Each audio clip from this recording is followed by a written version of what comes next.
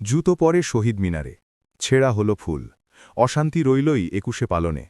ব্রাহ্মণবাড়িয়া ২ আসনের সংসদ সদস্য ব্যারিস্টার রুমিন ফারহানা ঢাকার শহীদ মিনারে ফুল দিতে এলে তা নিয়ে উত্তেজনা তৈরি হয় সূত্রের খবর রাত ১২টা নাগাদ রুমিন মিনার প্রাঙ্গণে এলে তার নামে স্লোগান দিতে শুরু করেন সমর্থকরা তখন বিএনপির নেতাকর্মীরা ভুয়া ভুয়া স্লোগান দিলে পরিস্থিতি উত্তপ্ত হয়ে ওঠে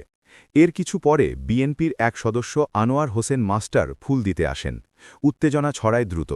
এদিকে ঘটনার প্রতিবাদে রুমিনের সমর্থকরা ঢাকা-সিলেট মহাসড়ক অবরোধ করেন লাঠি হাতে টায়ার জ্বালিয়ে যান চলাচল বন্ধ করে দেন তারা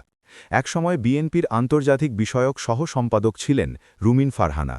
দলীয় সিদ্ধান্তের বাইরে গিয়ে স্বতন্ত্র প্রার্থী হওয়ায় বিএনপি সাসপেন্ড করে তাকে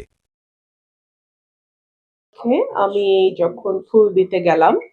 ১২টা ১ মিনিটে ফুল দেওয়ার কথা ওয়ারেন্ট অফ প্রেসিডেন্ট অনুযায়ী আমি সবচেয়ে আগে ফুল দেব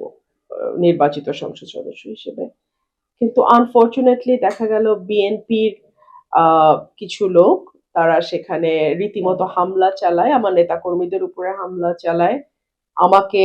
একপাশে মানে ধাক্কা দিয়ে ফেলে দেওয়ার মতন অবস্থা তৈরি হয় আমি এটুকুই বলবো যে দীর্ঘ ১৭ বছর পর বিএনপি রাষ্ট্র পরিচালনার দায়িত্বে এসছে বিএনপি যদি তার নেতাকর্মীদেরকে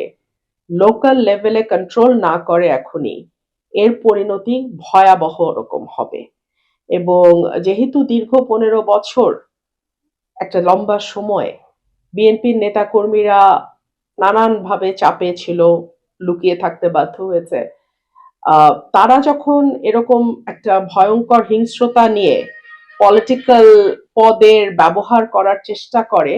এটা আমার মনে হয় দলের উঁচু পর্যায় থেকে বিষয়টি মনিটর করা এবং তাৎক্ষণিক ব্যবস্থা নেওয়া না হলে এটা দলের জন্য ভীষণ ক্ষতিকর হবে